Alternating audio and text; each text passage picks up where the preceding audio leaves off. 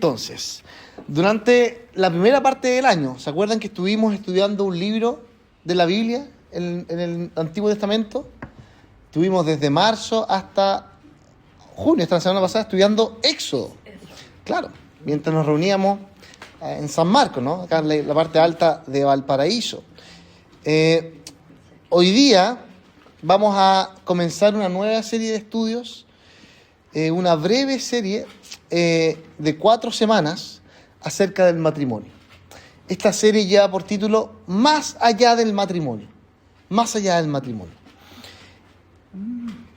Y esta serie, a diferencia de lo que normalmente hacemos en las predicaciones, no es que vayamos a tomar un pasaje bíblico, lo vamos a diseccionar, lo vamos a aplicar a nuestra vida, sino esta es una serie de predicaciones temáticas, donde abordamos un tema, en este caso el matrimonio, y los vamos a desmenuzar de a poquito, este tan tremendo, hermoso, complejo tema del matrimonio. ¿Por qué? Porque el matrimonio es complicado, es difícil, ¿no? Déjenme decirle que en medio de la sociedad, en una sociedad que evita máximo el compromiso, hablar de matrimonio puede sonar fome, puede sonar, uy, no quiero comprometerme tanto, fuera de moda, ¿no? Pero así todo, vamos a comprender durante este tiempo que el matrimonio es mucho más de lo que se piensa y lo que se cree. Es mucho más que el enamoramiento inicial, el noviazgo, cuando uno tiene las guatitas, esas mariposas en las guatitas, o cuando uno va a una boda. ¿Le gusta ir a los matrimonios? A todos nos gusta, pero es mucho más que eso, ¿no? Pero así también el matrimonio es mucho más que la obligación y el deber, e incluso en muchos casos hasta el martirio de cumplir ese contrato matrimonial, ¿no? Hay personas que sufren y dicen, oh, no aguanto más a esta persona, pero tengo que hacerlo. Pero aún más allá de eso, el matrimonio es maravilloso. Y eso es lo que vamos a estar estudiando en esta serie. ¿Por qué? Porque finalmente vamos a comprender cómo el corazón de Dios, expresado a lo largo de toda la Biblia, muestra que el matrimonio es un regalo del Señor. Para que un hombre y una mujer puedan unirse y disfrutar del amor. De un amor fiel, de un amor tierno, de un amor vitalicio. Descrito de manera gloriosa, ¿no? ¿Saben dónde? En la obra de Jesús, en la cruz por nosotros. Jesús siendo el novio perfecto que da su vida por la novia, ¿qué es? La iglesia, justamente. Y más allá de especificar en qué vamos a estar estudiando en las próximas semanas, quiero contarles que ahora, hoy día, vamos a estar reflexionando en la primera parte del matrimonio. ¿Qué es lo primero? ¿Por qué nos gustan los matrimonios, las bodas, las fiestas? Porque hay comida, porque hay baile, porque incluso algunos dicen, porque aprovechamos de tomar, o de cantar, o celebrar, las fotos. Porque efectivamente, lo primero que el matrimonio nos muestra es que es de placer. Claro. Hasta ahí, después del matrimonio, cuando se casan, las personas pueden desarrollar su vida sexual y hay tantas cosas que vienen con el matrimonio, ¿no? Entonces, el placer, es verdad. La pasión que surge del matrimonio es algo válido, que Dios lo da. Sin embargo, déjame contarte que hace unos años atrás, en un país lejano llamado Japón, ¿quién conoce Japón? Bueno, en Japón siempre pasan cosas raras, ¿no? Se casó un hombre llamado Ajikido Kondo con Matsune Miku. ¿Quién es Matsune Miku? La esposa. ¿Pero sabes qué es la esposa? Era un personaje virtual, proyectado en un holograma, en una pantalla. Con él se gastó, y este hombre, Ajikido Kondo, se casó con este personaje virtual, un holograma, y dice que celebró una boda, invitó familiares, y declaró, esta esposa jamás me decepcionará, nunca envejecerá, y nunca me abandonará. Patúo el japonés. Y no solo él. Hubo otra mujer llamada Kano que se casó hace menos tiempo con un personaje llamado Klaus. ¿Quién es este personaje? Fue un personaje que ella creó con la inteligencia artificial. Y llegó a comprometerse con este personaje. Qué increíble, ¿no? Es fantasía. Esta situación podría generarnos risa, burla, o hasta podría darnos pena. Claro. ¿Cómo es posible que la humanidad llegue a cosas tan descabelladas como eso? Pero fíjate que detrás de esta historia hay una confesión brutal, honesta, sobre lo que la gente busca en sus relaciones. Porque no solo en Japón, sino también acá en Chile, hoy día, acá en Valparaíso, las personas buscan tener relaciones con otras, pero sin compromiso. Amarnos, pero sin sacrificio. Acompañarnos, pero sin cometer riesgos, sin atado. Y al primer atado me voy. Y como no tenemos contrato firmado de unión, de matrimonio, me mando a cambiar, ¿no? Entonces, un holograma, una inteligencia artificial que nunca te va a reclamar nada a cambio, suena conveniente. No te exige, no te critica. El problema es que sin darnos cuenta, muchos de nosotros, independientes si seamos casados, solteros, viudos, jóvenes, mayores, todos hemos comprado un poco esta versión artificial del matrimonio. Una idea bonita, media hollywoodense, cómoda, que le gusta sacarnos fotos en los momentos de mayor alegría de la pareja, pero que no resiste el peso de la vida real, ¿no? Cuando vienen los dolores, sufrimiento. Entonces hoy día comenzamos esta serie más allá del matrimonio, porque el matrimonio que Dios diseñó no es un holograma, no es una inteligencia artificial entrenada, no es un algoritmo entrenado para complacernos, sino es real, es carne, es hueso, son relaciones, incluso también, déjame decirte que son conflictos. Por eso, en esta primera predicación vamos a hablar de la pasión. El título de hoy es Más allá de la pasión, más allá de ese placer inicial. Oremos para comenzar esta predicación. Señor, gracias porque a través de este tema del matrimonio, que tantas cosas puede dar. Yo sé que aquí mis hermanos, mis hermanas tienen tanta experiencia, historia, tal vez han aconsejado, han acompañado a tantas personas. Pero finalmente en el matrimonio queremos conocerte a ti, ver el Evangelio descrito. Gracias porque a pesar de nuestras debilidades, tú nos permites conocerte a través del matrimonio. Tú nos permites disfrutarte y que ese amor que tú diseñaste en un comienzo, de alguna manera podemos experimentarlo. Ayúdanos a que esta palabra sea de utilidad para nuestras vidas, Señor, te lo pido. En Cristo Jesús, amén. Bueno, quizás ustedes, alguno puede estar pensando, ya, Pastor Gabriel, yo ya no tengo nada que me interese el matrimonio, ¿no? Yo soy joven, no tengo pensamiento casarme prontamente, podría pensar alguien. O alguien podría decir, yo soy viuda, ¿qué voy a estar sabiendo de matrimonio? Pero ¿saben lo que responde el Señor a esto? El Señor dice, el matrimonio no es un tema solo para los casados, porque el matrimonio es una ventana para toda la iglesia, para entender mejor el corazón de Dios. El pasaje que leímos recién de Efesios, en el versículo 32, lo resume así. Pablo dice, esto es un misterio profundo, dice Pablo. Yo me refiero al misterio de Cristo y la iglesia. Entonces piénsalo bien. Lo que acabamos de leer, vemos a Pablo hablando de la relación entre el esposo y la esposa, diciendo los deberes que tenían que hacer, cómo debían vivir el matrimonio con respeto, con sometimiento, con amor, con cariño, con ternura. Pero un misterio aún más importante que ese, dice Pablo, y más relevante es el misterio de Cristo y su iglesia.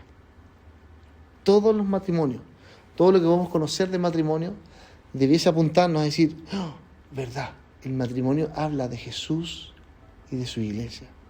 Esa va a ser la brújula que nos va a acompañar los siguientes 4 domingos, los temas que vengan en adelante, ¿no? El matrimonio apunta al Evangelio. Pero para hoy día vamos a ver 3 cosas. Primero, el matrimonio habla de un sacrificio. El sacrificio primero de Dios por nosotros. Segundo, el matrimonio tiene un propósito. El propósito de Dios para el matrimonio. Y tercero, el matrimonio apunta al reino de Dios. Sacrificio, propósito, reino de Dios. Ya, vamos a ver el primer punto. El matrimonio nos habla del sacrificio de Dios. Porque el versículo 25 de Efesios 5 dice: esposos, amen a su esposa, así como Cristo amó a la iglesia y se entregó por ella. Amen a sus esposas como Cristo se entregó por ella. Fíjense en ese verbo, entregarse. Se entregó, se derramó, se sacrificó, podríamos decir. No es un amor cómodo, ¿no? Que me pongo en el sofá a ver el partido mientras mi esposa me prepara un banquete. Ya. Algo individualista, egoísta, ¿no? Es un amor que sangra, que sufre, que da de su propia vida por otro.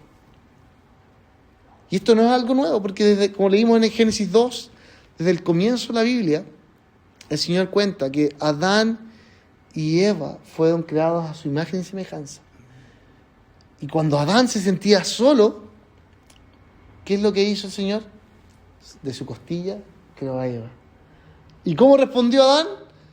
¿Acaso dijo, wow, qué espectacular? No. Adán dijo, ella es hueso de mis huesos, carne de mi carne. Nos pertenecemos mutuamente. Básicamente somos uno. Es decir, sí, es un lenguaje de entrega total, de compañerismo, en las buenas y en las malas. Pero piensa bien en eso, porque esa imagen de Génesis capítulo 2 dice que el primer matrimonio de la historia, en el primer matrimonio de la historia hay una herida. Adán dice que se le abre un costado y se le saca una costilla. Dios abre el costado a Adán para formar a Eva. Entonces, desde el comienzo, antes del pecado, el amor conyugal conlleva también la marca de un costado abierto, de una herida. ¿Lo habían pensado?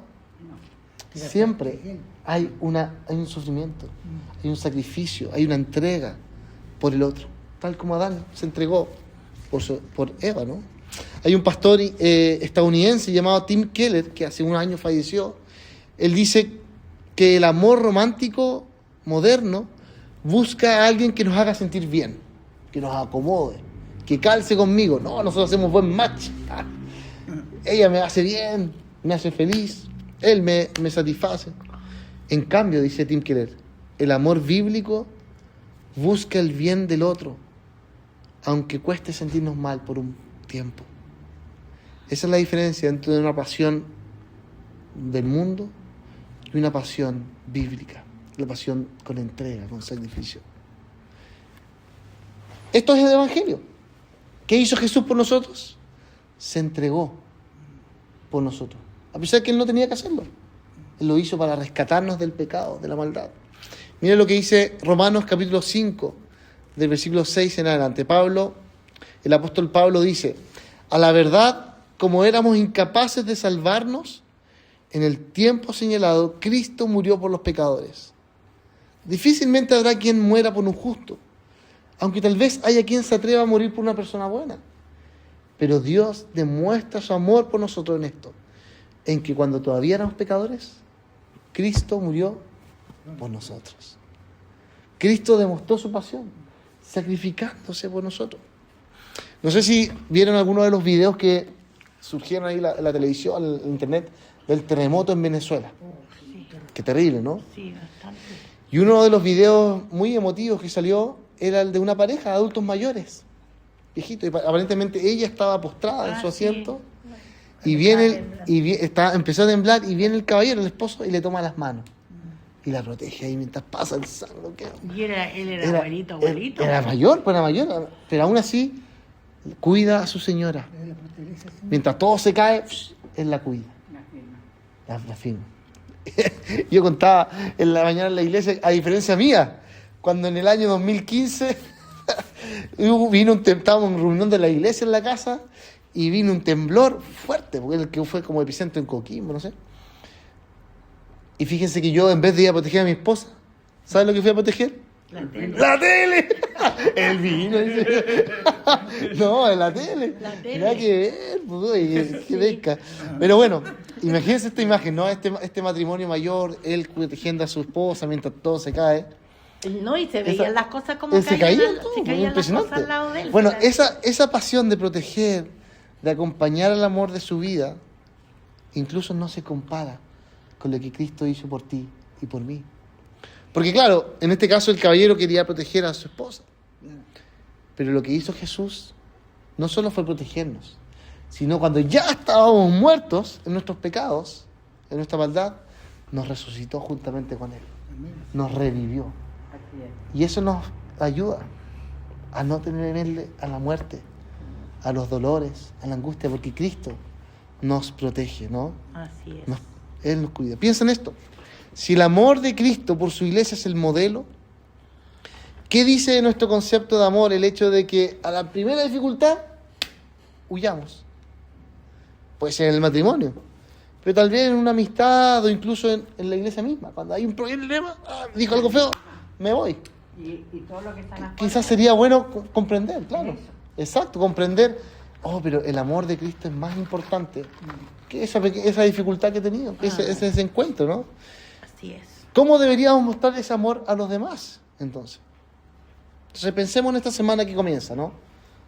¿En qué relación, tal vez con tu cónyuge o con un conocido, con un familiar, puedes practicar un amor que se entrega, que se sacrifica? En lugar de esperar sentirte cómodo, ir y ayudar al otro. Escucha esto. El Señor te creó, Dios te creó, te diseñó porque su pasión es amar. ¿Por qué Dios nos creó? Porque nos ama. Así es. Pero no solo nos creó y nos diseñó, sino también Dios te salvó y te perdonó todos tus errores porque Cristo nos amó para demostrar así su carácter, quién es Él. Y finalmente Dios ha diseñado un plan para nuestras vidas, ya sea que nos casemos o no, que hayamos enviudado o que tengamos una vida, no sé, esplendorosa, da lo mismo. Dios diseñó un plan para demostrar esa pasión, ese amor con otros. Nosotros somos los responsables de mostrar ese amor para los demás, especialmente si estamos casados, ¿no? ¿Cómo no someternos los unos a los otros? Servirnos, amarnos en el matrimonio, un poco lo que dice Efesios 5, si no recordamos lo que Cristo hizo por ti y por mí. Sin embargo, este pasaje de Efesios 5 no solo habla de sacrificio, de entrega, sino explica el propósito de esa entrega. Y esto es lo segundo que vamos a ver, ¿no? El matrimonio nos habla del propósito de Dios. El versículo 31 de Efesios 5 es una cita directa del libro de Génesis, ¿no? Si tú vas a la Biblia, en Efesios 5:31, dice textual: el hombre dejará a su padre y a su madre y se unirá a su esposa y los dos llegarán a ser un solo cuerpo. Y eso es lo que la hermana leyó, ¿no? En Génesis. Pero esto lo está diciendo Pablo en el Nuevo Testamento. ¿Cuánto? 3.000, 4.000 años después, no sé. El matrimonio, entonces, queridos, no es un invento moderno. No es un invento de ahora y que lo que vamos a modificar de acuerdo a mi conveniencia. Ay, quiero en verdad hacer este tipo de matrimonio. No. Tiene un propósito que viene desde la creación misma. Exacto. Antes del pecado incluso. Antes de la religión, antes de cualquier ideología. Dios diseñó el matrimonio. Y dice el versículo 31 que serán un solo cuerpo. Claro. Imagínense, somos dos cuerpos, hombre y mujer, que se juntan. Ahora somos uno. ¿Para qué existe ese cuerpo? Para procrear. Puede ser para procrear, pero incluso hay un propósito más grande que el procrear. Compañía, Dice, mira lo que dice Génesis 2:18. Dice, Dios dice que no es bueno que el hombre esté solo y le da esta ayuda idónea. Esa ayuda idónea no es la inteligencia artificial, no es un robot, un holograma, tampoco son los animales. En esta época, donde los animales son muy relevantes, no lo son, la ayuda idónea. Sino la ayuda idónea es la mujer para el hombre para la mujer. Adán y Eva juntas trabajan para reflejar la imagen de Dios y extender su reino sobre toda la tierra. Es decir, entonces, somos matrimonio, los que estamos casados somos matrimonio para reflejar el amor de Dios a los demás, a otras personas, a los vecinos, a las otras familias, a los hijos, o quizás en el trabajo, donde sea, ¿no? Hay otro pastor de Inglaterra, conocido suyo, que se llama Tim Chester. Él dice que el matrimonio bíblico tiene una sola dirección. No está centrado en el hombre y la mujer mirándose el uno al otro. No es esa dirección. Sino es ambos mirando hacia la misión que Dios les ha dado. Un matrimonio sin un propósito en común, déjeme decirle que tiende a agotarse. Cuesta mucho. Si él tiene una misión y ella tiene otra misión, cuesta. En cambio, cuando esa misión es compartida, encuentra combustible en el momento de dificultad. Y esa misión es ir y mostrar el amor de Dios a otros. ¿Cuál es la misión entonces? Mostrar el amor de Dios a otros. El uno al otro. A los de afuera. Mostrar de que lo que yo tengo no es más importante que lo que el otro también necesita. Y dice esta regla de oro que Jesús enseñó en Mateo 7. Traten ustedes a los demás tal como quieren que los traten a ustedes. Entonces el propósito del matrimonio no es lo que yo obtengo con esta relación. Incluso hasta he escuchado gente, no sé si ustedes conocen, que se casan por conveniencia. Sí. O por la herencia. O me caso por esto otro. O por comodidad. Extranjero Exacto, para tener la nacionalidad. Es verdad, es verdad. No, y hay Tantas cosas. matrimonios también que no sé si yo, para mí, veo ahí que no sé si habrá amor o no. No sabemos, po. Que se casan con bienes separados. Bien, bueno, eso ya es otra cosa, Claro, es otra cosa. Claro, Pero porque ahí también puede ser. involucran el Pe- sentimiento. Pero el digo yo, punto, po. claro, puede ser, pero el punto es que muchas veces uno tiene intereses. Hay intereses en el matrimonio. Pero eso no es lo que el Señor enseña. Nosotros nos casamos para vivir juntos como un cuerpo y mostrar el amor de Dios, tanto dentro del matrimonio como los de afuera. Es interesante porque, como ustedes bien saben, nosotros somos una iglesia anglicana. Sí. Y la iglesia anglicana se caracteriza por tener el libro de oración común. ¿Saben de qué año es el libro de oración común? 1560, 1570, pero en la versión de 1662, en la liturgia del matrimonio, cuando se celebra un matrimonio, que se llama solemnización del matrimonio, entrega los propósitos para el matrimonio. ¿Saben cuáles son los propósitos del matrimonio? ¿Para qué existen?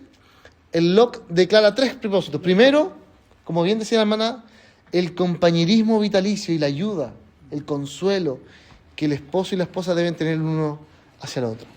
Pero no solo el compañerismo, sino también el segundo propósito es para la consagración del instinto natural, humano, de sentir amor, de tener pasión, de querer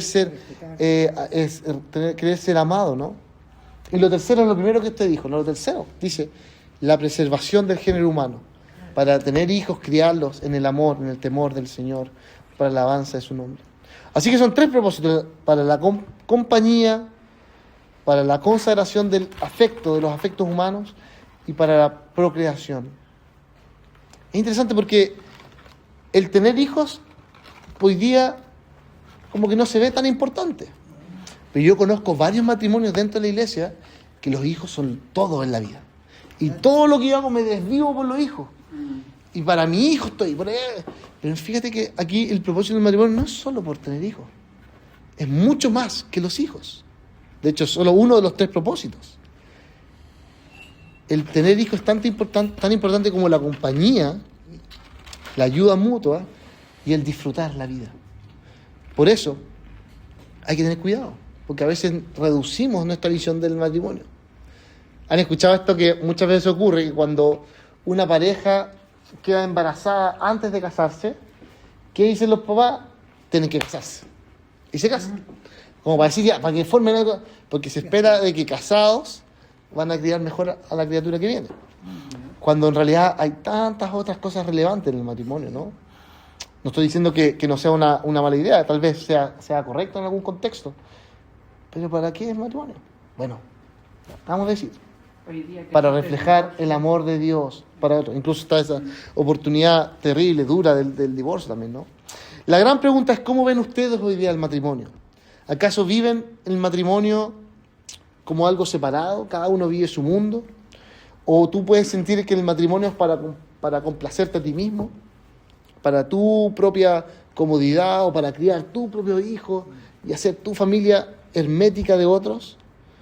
¿O realmente logras ver que en realidad la vida en pareja es para reflejar el amor de Dios a otros también.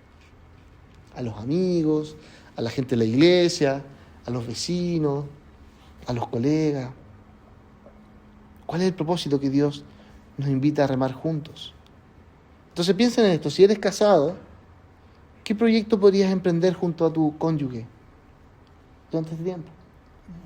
Quizás qué persona sería lindo hablarle, invitarla a la casa, tomar tecito, servir a alguien que sufre, que está en necesidad, orar por una situación, háganlo juntos como pareja. Pero si tal vez eres soltero, viudo o viuda, o estás en una situación complicada, ¿a quiénes puedes servir alrededor tuyo? Porque recordemos que la vida no somos seres autónomos, segregados, separados, sino necesitamos relacionarnos. Y más nosotros como cristianos queremos mostrar el amor de Dios a otros. Así que ¿a quién vamos a servir, no? Entonces, como hemos visto, el matrimonio revela por una parte la pasión, el amor, pero por otra parte también hay un propósito de reflejar el carácter de Dios hacia afuera. Nos queda la última parte, el tercer punto, que el matrimonio está ahí para mostrar precisamente el reino de Dios, algo más grande de lo que podemos pensar.